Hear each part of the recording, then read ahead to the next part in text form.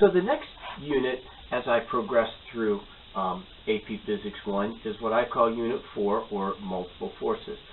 The idea is that we have a body, and we have multiple forces acting on it, and the main question to answer is, what is the net force? Now, so what we want to look at is all the forces, and this really gets into the vector nature of forces. And basically, if we look at the net force, and if the net force is 0, well, that's all Unit 2 information. If the net force is not 0, then it's equal to MA. That's Unit 3 information. So there's not a whole lot of difference between Unit 4 and Unit 3, except for the fact we're introducing all the individual forces that we will tend to see throughout the rest of the year, and we introduce force problems. So this unit is broken up in just the 2 parts. Unit 4A looks at the forces in these situations. Unit 4B looks at the energy or work aspect of these situations. I do not have a Unit 4C for momentum, just because I really didn't see the point on doing any of that. So one of the things that we run into through this unit is the whole idea of vectors. I know we've talked about them before a little bit, like with acceleration, velocity, but really haven't gotten into it real deep. And so, now keep in mind that every quantity in physics can be pretty much broken into 2 categories. It's either a vector or it's a scalar. So we deal with vectors and we deal with scalars. And of course, a vector is a quantity that has magnitude and direction, and a scalar simply has magnitude.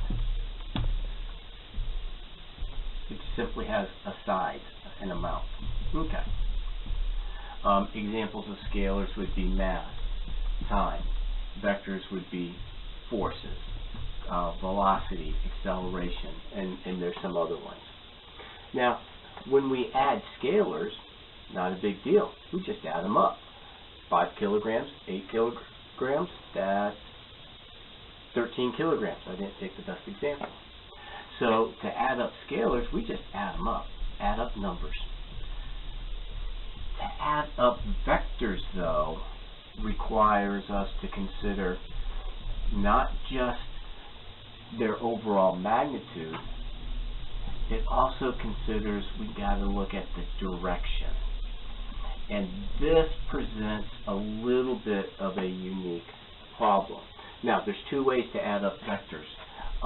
We can add them up graphically, and we can add them up how I refer to it as by components.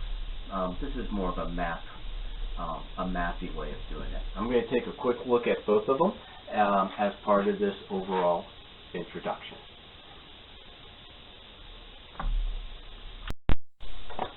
So for the graphical method of adding up vectors, I guess I describe it as adding them head to tail, or basically the idea is to line them up head to tail. Move them around so that they basically form one big long chain of vectors. And then the resultant vector basically completes the cycle. In other words, the resultant vector connects where we began, connects the first vector to the last. Now, if you know exactly what I'm talking about, this makes somewhat good sense. If you have no idea what I'm talking about, which is not necessarily surprising, this is better seen than said. So I'm going to take a short break, and I'm going to go to a PhET simulation to kind of illustrate how to add up vectors graphically. This tool this ability is pretty important to do because we get a lot of pictures, and so they have to be able to mentally add up these vectors. But here's the PhET sim.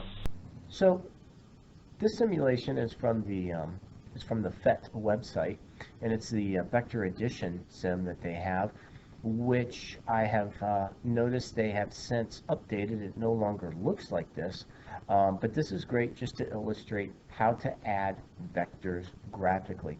So I have 3 vectors here, and what I'm simply going to do is I'm going to line them up what I call head to tail. So the head of this vector goes to the tail of the next one. This head, I'm going to move these 2 vectors around, and this is graphically adding them. The overall resultant vector begins here and ends at that head. In other words, it looks like that. The neat thing with vector addition, but graphically, is it doesn't really matter the order that we add the vectors. Vector addition is, quite honestly, a little bit like adding just numbers, a little bit, because it doesn't matter. 1 plus 2 plus 3 is the same as 2 plus 3 plus 1. And so the order, as long as they're lined up head to tail, doesn't really matter.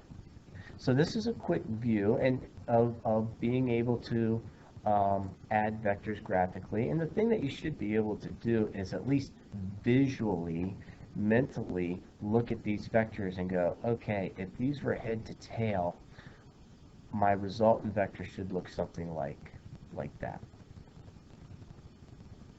So adding up, being able to mentally move vectors around is very important. That's a lot in some multiple choice questions, sometimes in the free response questions. I also want to talk about doing it by component. This is this is a technique that we have to do and employ when we're basically solving force problems. And the whole idea is to break the vector down into 2 smaller vectors. And these are called components, into the 2 components. So imagine a vector that looks like that. It's got some length, and so what we're going to do is we're going to superimpose that on an XY grid. And when we break it down into components, what we're looking at is we're looking at some component of this vector in the X direction, and we're looking at some component of this vector in the Y direction. This is what I'm saying in terms of breaking it down into 2 components. I guess the more mathy term, so to speak, is breaking it down into the 2 component vectors. Now, this is either trig or geometry. I don't get it. I don't understand which term is which because I don't do math. But if we know that angle, then what we know is that the component in the X direction is the cosine of the angle. The component in the Y direction is the sine of the angle.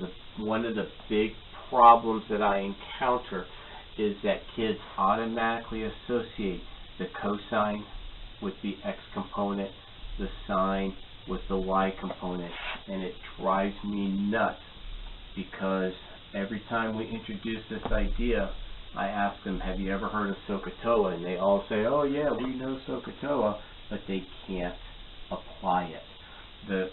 The sine is the opposite side over the hypotenuse, and that's real important to keep in mind because not all the problems is the sine side, the Y side, and then the cosine is the adjacent side. We really don't get into tangents that much, but that's it. They need to be able to not just know or be able to spout out what SOHCAHTOA is, they have to understand what it means and how to apply it in these problems to break it up into their components.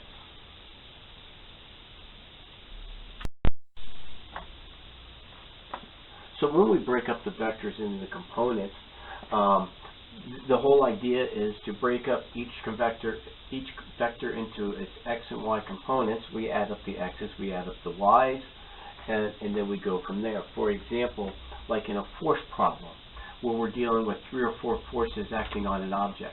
I first teach the kids what I want them to do is to set up an XY table. And they might have force 1, force 2, force 3. Force 1 might be all in the plus X direction, none in the Y. So it's horizontal in the positive X direction. Force 2 might be at an angle. And so we might have part of it in the positive X direction. Some of it might be in the negative Y direction. Okay? Force 3 might be all in the negative Y direction. And so I just simply want them to break up these forces in the X and Y in a very simple table like this. And then I want them to look at the problem. What is the problem telling us? Is there a change in motion in the Y? And if the answer is no, then my net force is going to be 0 in the Y. Is there a change in motion in the X? And if the answer is yes, then my net force is going to be equal to MA. And so this column added up is equal to 0. This column added up is equal to MA. Eventually, once they get better at this, they'll be able just to simply write down the sum of all my X forces is F1 plus F2 cosine theta, and that's equal to MA. The sum of all my Y forces is minus F2 sine theta, minus F3, and that's equal to 0. And then we just start solving for whatever the problem asks us to do. But this is the idea of breaking it up by vectors. So I'll talk about this a little bit more when I get into the forces, but I don't, this is not a tutorial on everything in physics. The whole idea is just to kind of go through my process of teaching this course a little bit with the tutorial aspect of it. I'll be doing the next couple of parts of my Unit 4 in the next few days.